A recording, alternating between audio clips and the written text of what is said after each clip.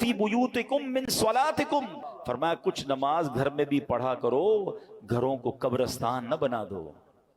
اس کا مطلب beautiful house ہے، ایکسٹرا ایمبیانس ہے، شاندار فرنیچر ہے، سب کچھ ہے میرے اور آپ کے گھر میں، سٹینڈ بائی جنریٹرز ہیں، اور اگر نماز نہیں ہے نا تو وہ گھر قبرستان ہے۔ ہم سمجھ رہے ہیں اتنا لگزری گھر کو قبرستان، نبی پاک فرما رہے ہیں کہ گھر میں نمازیں پڑھو۔ یہ مردوں کے لیے تو یہی حکم ہوگا کہ مسجد میں آ کے پڑھیں، مگر کچھ نوافل گھر میں بھی پڑھیں، کبھی اشراق چاش پڑھیں، کبھی تہجد پڑھیں، کبھی دیگر نماز کے نوافل پڑھیں، مگر خواتین گھر کی، بچے، یعنی گھر میں اللہ کرے ایسا ماحول ہو کہ جب نمازوں کا وقت آئے تو ایک کمرے سے تلاوت کی آواز آ رہی ہو، کہیں سے نمازوں کی پتہ چل رہا ہو۔ ماشاءاللہ کتنے خوش نصیب ہیں وہ لوگ جو گھر جاتے ہو تو گھر والے نمازیں پڑھ رہے ہیں۔ اے میرے پیارے اسلامی بھائیوں، ایک اور جگہ پیارے آقا فرماتے ہیں اقربوا بیوتکم ببعد صلاتکم، یعنی کچھ نمازوں کے ذریعے اپنے گھروں کی عزت بڑھاؤ۔ آپ چاہتے ہیں نا گھر کی عزت بڑھے، آئے ہے جس گھر میں نمازیں ہوتی ہیں، نبی پاک نے فرما دیا تو حق ہے اس گھر کی پورے محلے میں عزت ہو جائے گی۔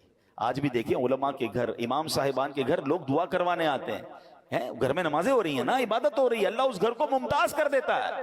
ہم سمجھتے ہیں ایکسٹرا لائٹ لگاؤں گا، ذرا خوبصورت ایلیویشن کروں گا، ذرا ہٹ کے ڈیزائننگ کروں گا تو وہ سب سے مشہور ہو جائے گا۔ نہیں، عزت دینے والا رب ہے، اور اللہ کے سب سے معزز بندے ہیں، اللہ کی مخلوق میں سب سے بڑھ کر عزت والے کون ہیں؟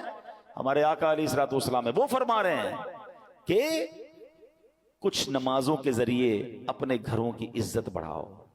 نماز کے بارے میں ایک اور حدیث سنو، الصلاۃ عماد الدین، نماز دین کا ستون ہے۔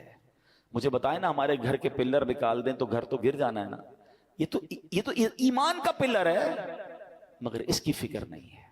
تو اے میرے پیارے اسلامی بھائیوں، ہمیں اپنے گھروں کے ماحول کو اچھا کرنا ہے، اپنے بچوں کی تربیت کی فکر کیجیے، انہیں وقت دیجیے۔ آج کل جو ماحول ہے، میں اشارہ کر کے گزر جاؤں گا، ہر تھوڑے دنوں بعد آپ کو سوشل میڈیا پر نیوزز مل رہی ہیں، الیکٹرانک پرنٹ میڈیا میں نیوز ملتی ہیں کہ فلاں بچے نے فلاں کام کر دیا، فلاں نے فلاں کو قتل کر دیا، فلاں نے فلاں کو جلا دیا، فلاں اسکینڈل میں پکڑا گیا، فلاں جناب منشیات میں معاملات میں آ گیا، فلاں ڈرگز کا کام کر رہا ہے، فلاں کمپیوٹر پہ بیٹھ کے کیا کچھ کر رہا ہے، اسکیمز کر رہا ہے۔ یہ ہمارے علاقے میں، ہمارے شہروں میں، ہمارے ملکوں میں ہو رہا ہے نا۔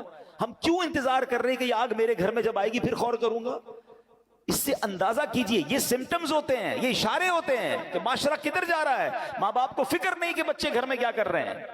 اتنی دوری مت رکھیں اپنی فیملی کے ساتھ۔ یاد رکھیے، کوئی بڑا ڈیزاسٹر ہو اس سے پہلے آنکھیں کھولیے نا، ہماری بچی کہاں جا رہی ہے، ہمارا بیٹا کہاں جا رہا ہے، وہ کس سے مل رہا ہے، کوئی فکر نہیں ہے۔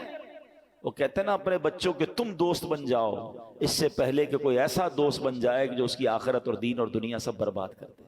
بہت برا حال ہے، پلیز